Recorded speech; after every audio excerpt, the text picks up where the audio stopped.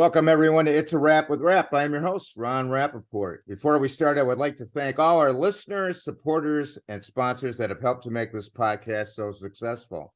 The podcast is being heard in all 50 states, all provinces of Canada, and over 60 countries around the world. The podcast has been ranked by FeedSpot as one of the top 35 overcoming adversity podcasts on the web from thousands in that category, and is ranked by traffic, social media followers, and content freshness. Please visit the podcast website, it's a wrapwithrap.com, for all the episodes and other information regarding the podcast, and to order logo merchandise, of which a portion of sales is donated to various charities, and to sign up for our newsletter by entering your email address under the contact tab.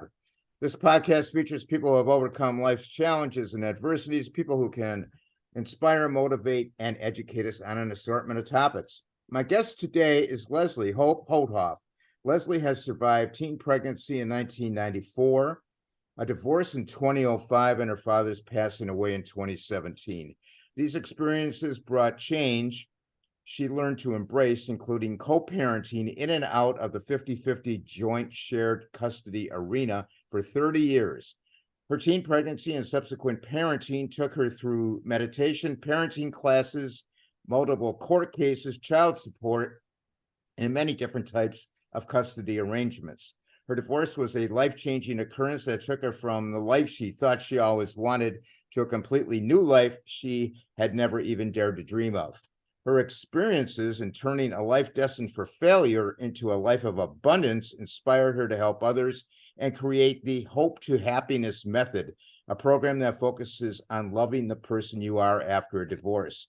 Leslie has authored the book, Not Marry, Not Roll, the survival story of a reluctant teen mom which is a stereotype shattering story that explores the nuances of social mores, family upbringing, and religion that can become unwitting contributors to teen pregnancy. Leslie holds a BS in psychology from Old Dominion University and a master's of public administration from Walden University. She is also a CDC certified divorce coach, CDC transition and recovery coach, wife and mother of 2 adult sons. Welcome, Leslie, to the podcast. Thank you. Happy to be here. Oh, so glad to have you, and a lot of accolades there. So we're honored to have you. Leslie, Thank you. Tell us about your early years growing up. Sure. Well, I was really lucky. I had incredible parents. I grew up in just like the white picket fence, like you imagine back in the early 80s. Great parents. We moved to a different small town when I was about 10 years old. And I have 2 little sisters. My middle sister is special needs. So I was the oldest of 3 girls. And then, as you said in that introduction there, my world was shattered when I found out that I was pregnant at 15. So I had to overcome that. And as a family, we had to overcome that, and still are, actually, I think, still working to overcome that kind of trauma when you're young like that. So. Okay. So, Leslie, what was life like after you found out you were pregnant at age 15? And tell us about your support system then. How did your parents react? And obviously, it changed their lives. Can you tell us about that? It did. It changed all of our lives. I didn't really understand how I had gotten into the situation that I was in. We came from we were a religious family in the sense that we went to church every Sunday, but not so religious that my parents didn't drink or have a social life or that kind of thing.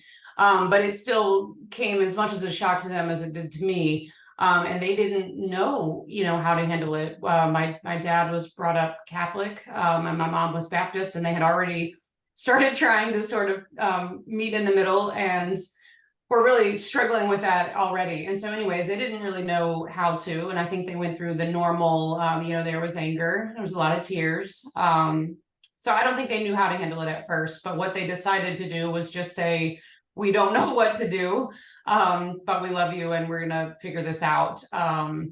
We tried to kind of talk about options some, but I felt at the time like this was happening to me for a reason, and that I needed to in a way to take responsibility for my actions. And so I had basically already decided that I was going to have the baby, and they respected that.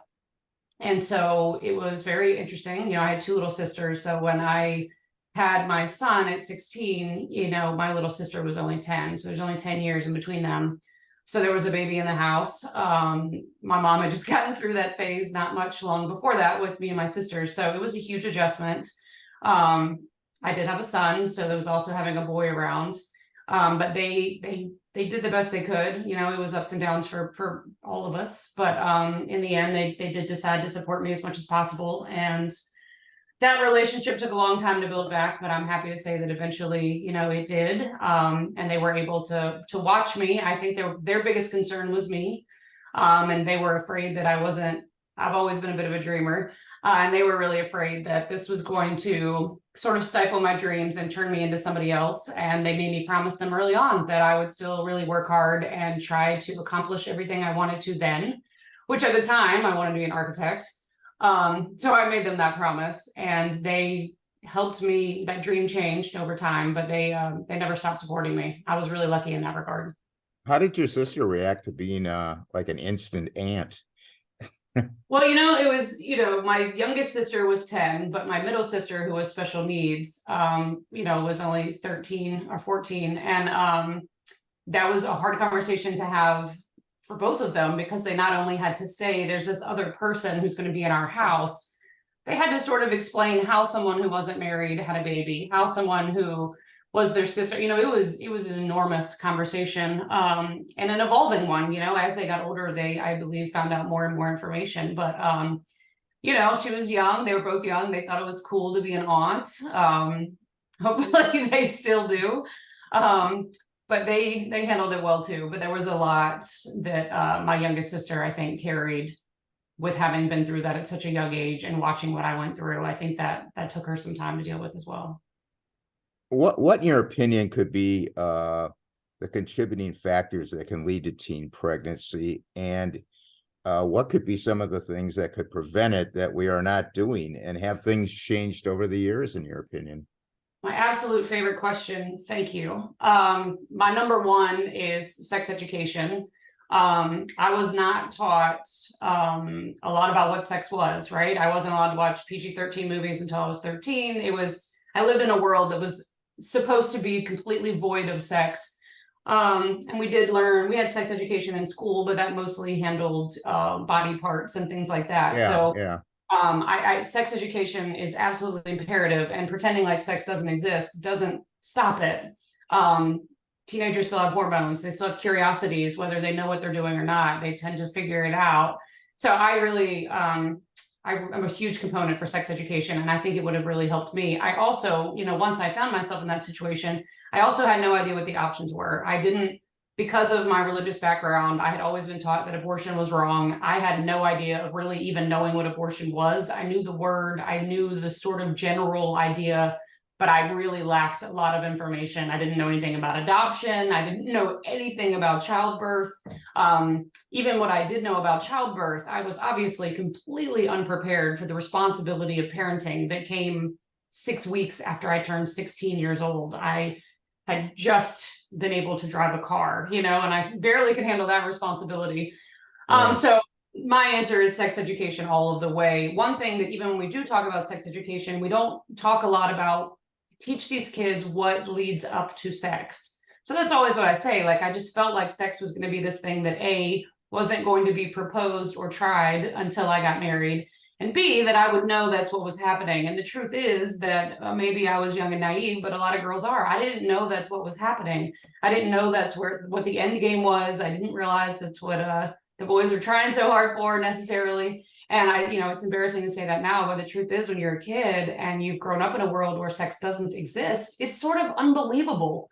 When the parts of it start to show up in your life, when you hear about girls in high school, or you hear about your friends having sex, you're sort of like, or you hear about your parent, and you're like, whoa, you're telling me my parents had sex? Yeah. All that information as a kid takes a while to sink in. And, just the more you talk to your kids and the more open you are, the better off I believe they are. Yeah. I mean, there's a lot of families that probably don't discuss it. And that's just not the way to go. Yeah, it's a lot of, it's a cultural thing too, is what I'm learning, is it depends on the culture. But like I said, I know in my family it was never spoken of. It was something that married people did, and if you weren't married, you didn't need to talk about it or know about it. Um, and I hate that. I'm sure now my parents do too, but they certainly thought they were doing the right thing at the time. Do you think things have changed over the years? Not enough. Not Not enough. enough. I know where I live in southeastern Virginia, there's still, there's still schools who fight teaching sex education. And I know that's not a Virginia thing, that's across the country. Yeah. So no, it hasn't changed enough. One thing that has, of course, is that now there's the internet. Um, I was sneaking into the library and reading encyclopedias to understand what was happening with my body. And now obviously I would have that at my fingertips, but I worry now that the information they're getting is still not, well, I know it's not. That's not how you want your kids to learn. Certainly not from on the internet. So you were a reluctant mom in the beginning. Has that changed over the years? No. I got married in my early 20s, and I had a second son who I wanted very, very badly and tried for.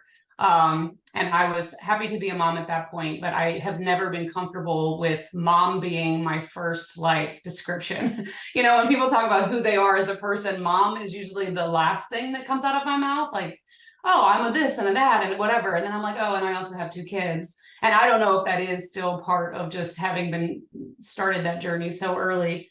But it's just not something that I have ever related to easily. Let's put it that way.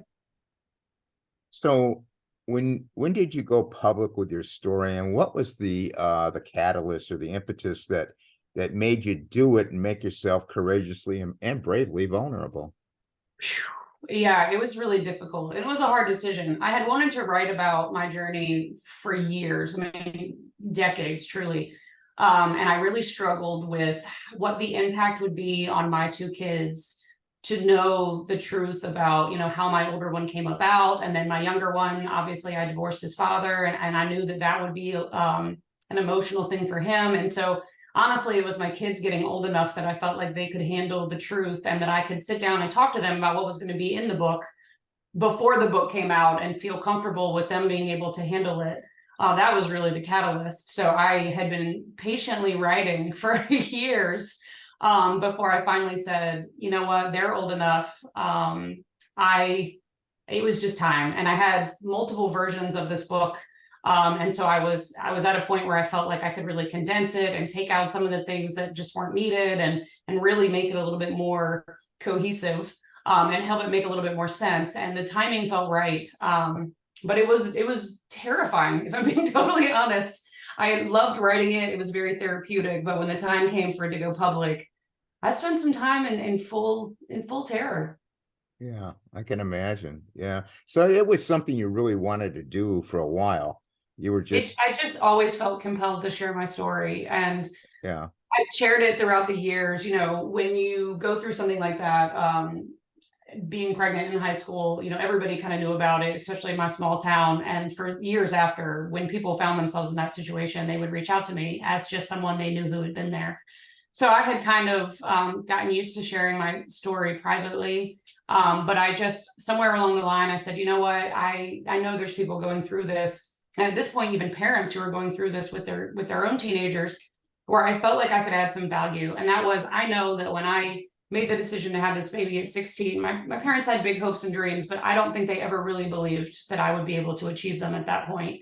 And I certainly, I'm not sure that I did either. But I was able to fight tooth and nail and get my degrees and get good jobs and turn everything around. And I know that that made them really proud. And I would like to believe that there's somebody out there, struggling, or parents out there who think their kids are sort of signing a life sentence when they have kids early. And there just is so many things we can do as a society to help them succeed. And it is possible. Does it take a little longer? Yes. Is it harder? Absolutely. Yeah. But still totally doable. And I think maybe even more rewarding.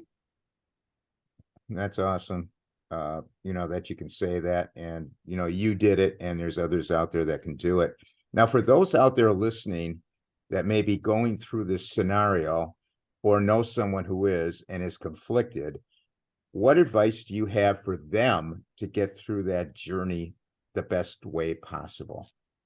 Find someone that you can talk to, someone you can trust. I struggled. I was lucky to have a couple of my friends who had moms that I was comfortable enough to talk to, because I was scared to tell my parents at first, but talk to an adult, talk to somebody else who's been there or who's at least had children. That was really helpful for me. My friends just couldn't, I had great friends, but they weren't able to really understand what I was going through. Sure. Um, and just weigh your options. There's no right answer that's right for everyone across the board, and just try to learn everything you can about what's going on with yourself, how you got here and where you want to be, and how you can really just make sense of it all and learn from whatever decision you make and whatever the journey takes you, to continue to learn from it and use it to make yourself better. So Leslie, you're a CDC certified divorce coach and transition and recovery coach, as well as a co-parenting coach. So let's discuss co-parenting. Please tell us what you do as a co-parenting coach and your personal experience with co-parenting, and how did you get into that line of work? Sure.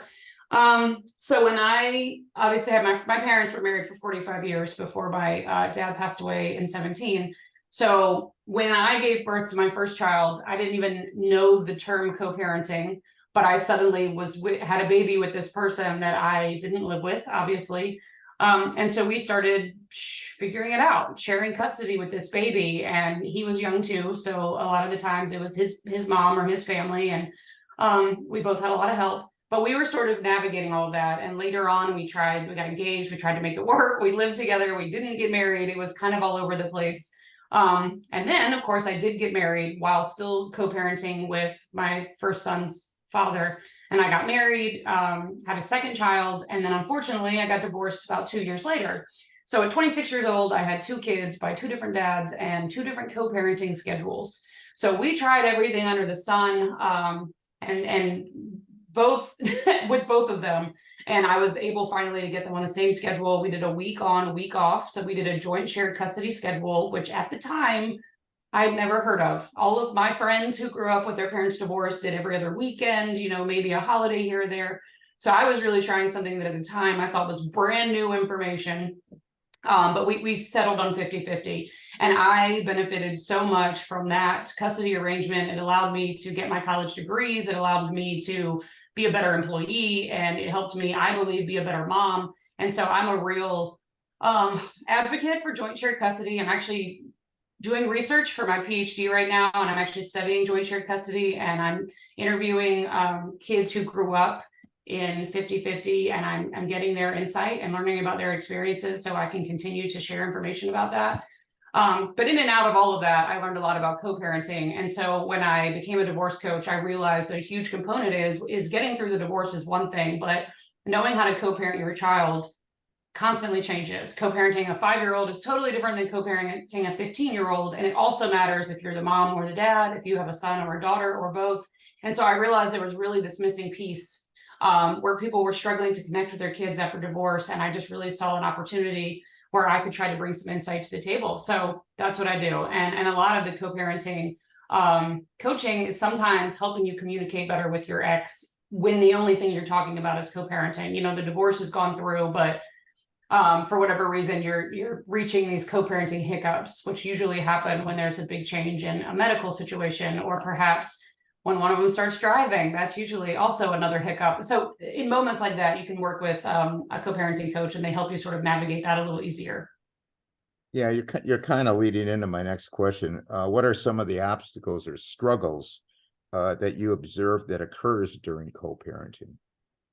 The biggest fight, it seems like, honestly, it's always about money, which sometimes is figured out in the divorce through child support and whatnot. But even when it is figured out, that carries a lot of weight. The second biggest challenge is when one or both of the parents move on. So when there's a new step parent, or sometimes just when there's a new boyfriend or girl, a new relationship. You can just see, I've seen parents who had incredible co-parenting plans and they've been great co-parents, and then a new party enters as a significant other and it wreaks havoc on the already established co-parenting arrangements. And I'd work with a lot of dads who really struggle watching this happen, and it does seem to happen a lot with moms, who get in these relationships with a new significant other and want to make changes. So it's hard, and every single relationship and therefore co-parenting relationship is different.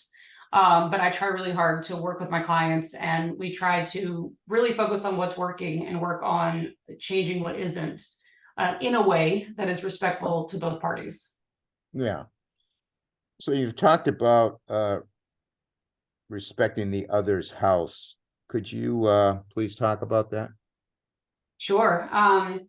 In all co-parenting, but especially in joint shared custody, it's always hard to say, I'm going to take my child, like my favorite thing in the whole world, and I'm going to hand him or her to you and just do what you want, right? But I think it's really important to respect the other person's house. And case in point is, for a while at the beginning of my co-parenting journey, when we were doing every other week, my ex-husband would constantly call, and he would want to talk to my son before bed or when he got home from school. And I finally said, you know what, this is not working for me. When you're calling, you don't know if I'm in the middle of having dinner with the kids. If he did have a bad day at school and he got a bad grade, well, I'm already reprimanding him for that. He doesn't need another phone call to come in and hear it again. It's disruptive, but the same, where I might think bedtime is 8 o'clock, my ex-husband might have thought it was 8:30 or 8:45. Even though I hated that, I had to learn to say, it's not the end of the world. I have to respect, his time. And if that's the way he wants to use it, I have to let some things go. So it's really important to respect the privacy, the time at the other parent's house. And ultimately, so many of these small little things like 15 minutes of bedtime, they really don't matter. You have to really learn to pick your battles. And some things just aren't worth the fight. Right. That's what I was going to say. You really have to pick your battles. What advice or tips do you have for those out there starting the divorce process and trying to decide about co-parenting? Well, I might sound a little biased, but I think the first step is to get a coach, and or if there's some other professional out there who knows how to help you get started. Divorce is really complicated. Obviously, the best case scenario is that you would be able to do it as friends and not get in fights, but there are lawyers and mediators and financial people, and more often than not, you need a whole team of people. And I think it's really important to learn how to communicate. That's something that you're not used to. You're used to being able to say whatever you want to your spouse, and now they're your ex-spouse and you're in the middle of a divorce, and you have to be very careful what you say and how you talk to each other. And so it's really helpful to find somebody who can help you communicate like that.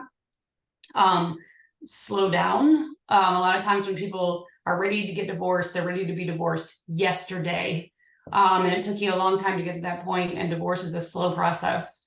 So I know it's exciting and you want to kick off your new life, but you have to sort of take things slow. You have to think before you act. You have to make decisions that are going to have a lasting impact. So just think really hard about the decisions you're making for your kids. If your spouse cheated and you're angry, that is not a reason to keep them from your kids. You have to think about the long-term effects that type of thing can have on your child. You have to not allow your emotions to make these decisions. So it's a lot to think about, and I highly suggest finding a professional to talk to. Have you ever actually worked or been asked to be like a mediator between two parties? I've been asked before, but I work closely with a local mediator, and I've worked with him in mediations, but I don't do that myself. But I have been asked. Okay, I guess you wouldn't, probably because one parent would be the Correct. one hiring you, right? Yeah, I usually work with just one of the parents. So you really do you talk to the other parent? I do at not. all? You do not. Okay. So it's strictly Mm. one. Okay. Yeah, I am a coach for just the one party. Gotcha. What advice for those who have been dealing with it and are still struggling? In other words, they're dealing with co-parenting, but they're still struggling. What advice do you have for those people? Find a community. There's a million different Facebook groups and online places to go where you can find other parents who are trying to work in the same co-parenting realm and what they're struggling with, and just try to find some connection so you don't feel quite so alone. Because you might have lots of friends, but they're probably not in the same place as you are going through a divorce or very shortly thereafter, and your co-parenting situation may be different. And I think just finding your community can make a huge impact on being able to make wise choices and having a group to reach out to if you have questions, in addition to, of course, therapists and like I said, coaches and things of that nature. Just having a great community. Now, is there anything you suggest that is specific to the children that the co-parents should be doing to ensure their, emotional safety and well-being? Yeah, I always say it's what not to do, and that is discuss your relationship, your finances, or the other parent with your child. And then I always try to say, I always tried to compliment my ex, no matter how difficult that was. That's so great that your dad took you to the aquarium this weekend. I'm glad you guys had a good time. Just really encourage the relationship with them and make sure the child doesn't feel, even if I was sad that he was gone, or even if I was upset that I wasn't seeing him, I never wanted my child to think that. I wanted my child to think that I was super happy for him and very happy that they got to go do things together, and to never be concerned about my emotions, and just let the child be the child and allow them to concentrate on figuring themselves out and how they're going to handle their new arrangement without having to carry the weight of either of the parents. I would imagine if one parent is really negative on the other, that's going to probably do a lot of harm to that child, don't you think? It does, yes. Yeah. Have you seen that happen? I have, unfortunately. There's some studies out though that say that when you talk bad about the other parent, the child internalizes that because they view the other parent as a part of them. So I try to tell them, remembering what you're saying about the other parent to the child is the same thing as saying it to them about them. So if you wouldn't do that, don't say it about the other parent. Right, right. So Leslie, tell us a little bit about your book. Not Mary, Not Roll. Yes. And okay, I'm gonna guess Mary being Mary from the Bible. Correct. And Roe being the Yes. abortion. Yes. Roe. So Okay. I picked Not Mary, Not Roe because I think when you think of unwed mothers, those are the first two that come to mind. Right. There's not a whole lot of really famous or mentor unwed mothers, right? So I wrote Not Mary, Not Roe because most women fall in between those two, right? We're not the Virgin Mary, but we're also not Jane Roe. And so it's just all the women in the middle who seem to get forgotten so frequently. And I just really wanted to write a book that said, we're all different, but we all have this thing in common. And it can be overcome, and that there is definitely a better life on the other side. And it's about dealing with unforeseen trauma, unforeseen circumstances, and like I said before, just finding a way to use them as lessons. One thing that's funny is I am incredibly good at time management, and I realized one day that is because having two kids on different schedules and going to school and getting them to school and going to college and having a job. One day I was like, I am incredibly good at time management because I had to be, right? Right. So you had no choice. I had no choice.